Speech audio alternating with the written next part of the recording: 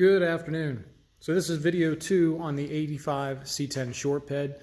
If you guys looked at my first video on there, we went over kind of the roundabout of the truck, the condition it was in, and where we were going to head with it. This second video I've blown apart the truck essentially. The motor and transmission is now out of it, and the front of the truck is tore apart. Turn this around so you guys can see. There's our motor and transmission sitting there. I've got parts laying everywhere. Core support. I have the tailgates up there. It's already been stripped, so it'll be ready probably sometime next week or two. I'll put some sealer on there and do some body work. And laying over here, all kinds of baggies full of little parts, little bolts. Highly recommend anytime you do any kind of a restoration or tear anything apart, grab yourself a bag of Ziplocs, a marker. Make sure you make notes on everything. It's only going to help you in the process of rebuilding everything, putting it back together. This core support here, I have to strip it yet. Next place it's going to go is to the sandblaster. It's a little bigger than I can fit into my cabinet.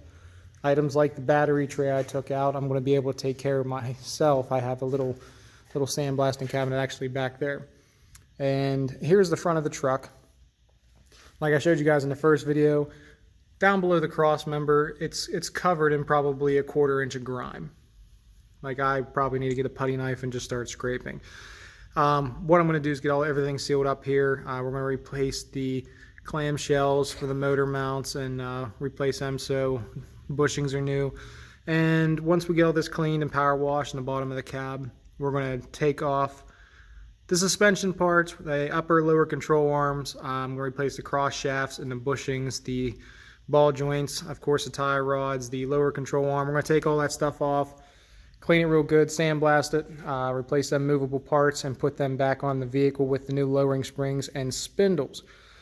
Something else I found out about this truck, I didn't know if it had the 1 1/4 or inch rotors, so turns out we have just the inch rotors on there, which is good because the spindles I bought beforehand are for the inch setup. The AC unit in there, of course I told you guys before, we're going to reuse that. So we're going to take that apart, replace the evaporator and some items while this is apart as well. And we'll probably shoot the inside section of this cab in a suede black. According to my significant other, that's the color we're probably going with. So I'm good with that. We just don't have a name for the truck yet. The bumper's not off yet. I'll probably take care of that during this week.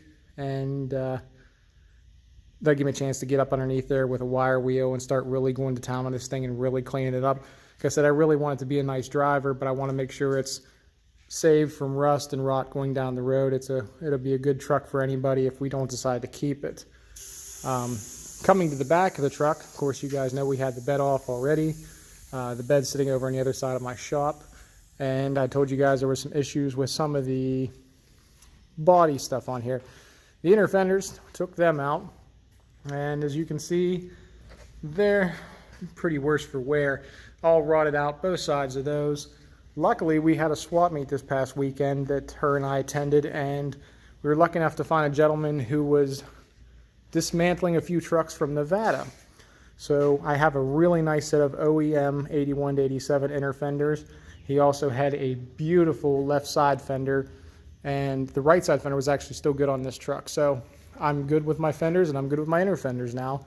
So now the hunt goes for doors. Of course, we have everything else taken apart, and we're going to upgrade the grille and the headlight assemblies and all that as we go along. But that's the update of where we're at right now. As far as the motor goes, I'm going to do some cleaning up on that, take some of the wiring out, take the carburetor off, and we'll get that transmission off there and get it on an engine stand so we can tear it down and put some new gaskets on it and fix the leaks that we have. But that's it for this update. This is, like I said, the second video on the 85 C10. I'll just try to keep you guys updated as I go. If you have any questions, feel free to throw them down. I'll answer them as I can. Appreciate you. Have a great day.